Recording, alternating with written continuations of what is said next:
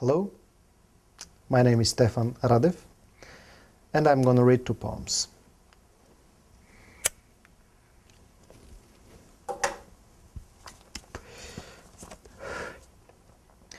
What's taking you so long? Don't you know?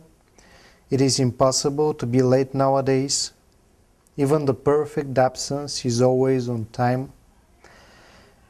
And here it is. I understand quite well. You've gotten out. You've choked for a moment the boulevard's confident breath. Its iron eagles have absently lost the red car of their sight and grasped the bridge more tightly to carry you away with it. I understand the strong resistance of the city brought urgently so many cars to weigh down the bridge and so induce the most severe congestion.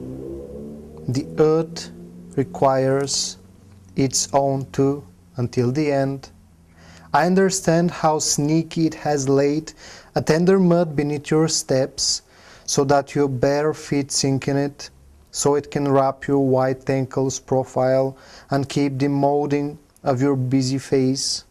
You'll get out of the mud, and the all-penetrating smog will take a footprint of your breath as a souvenir. And perfect as a bright souvenir is your absence, and more I listen to the special sound made by the springs of clocks, and you are still so late, more and more on time.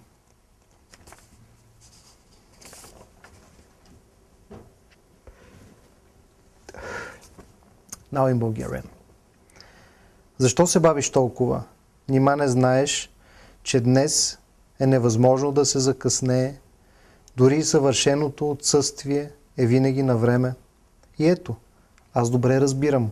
Излязла си, задавила си в миг увереното дишане на булеварда, железните орли изгубили разсеяно червената кола от хоризонта си и хванали по-здраво моста с него да те отнесат.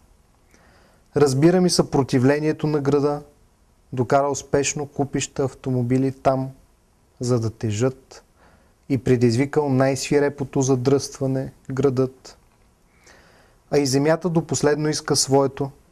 Разбирам колко подло е послала под стъпките ти ласкавата кал, за да потънат босите ти пръсти, за да обгърне профила на белите ти глезени, да задържи отливката на твоето забързано лице. Ще се измъкнеш от кълта, а всепроникващия смог от твоето издишване ще вземе отпечатък като спомен. И тъкмо като ярък спомен съвършено е твоето отсъствие. Все повече се вслушвам в особения звук, издаван от часовниковите пружини. А ти се бавиш. Все повече, все по-навреме. And the next one. Among Islands. I love the wood's smooth surface and my skin tangled with the ropes. This way I learn to wait and to examine the origin of the salty drops. Were they coming from the tired eyes of my fellows or the splashing cry of a sea already mute? And I remember days when it used to sing, and maybe it is dreams that I remember when the sea used to sing from within the breasts of a dozen Penelopes. They wanted me to get back, perhaps, to give command to get back home. But where was home? In whose home were they inviting me, those women who were not my wife? So I did not decide. I did not wake up, or maybe, I don't know. The fog is telling me that I, myself, am the dream. An unclear myth of a strange bird, an artful woodpecker who kissed the old tree which it should have long ago broken through. Now in Bulgarian. Сред острови. Обикнах гладката повърхност на дървото, и кожата ми сплете се с въжетата. Така привикнах да очаквам произхода на капките солени да изследвам.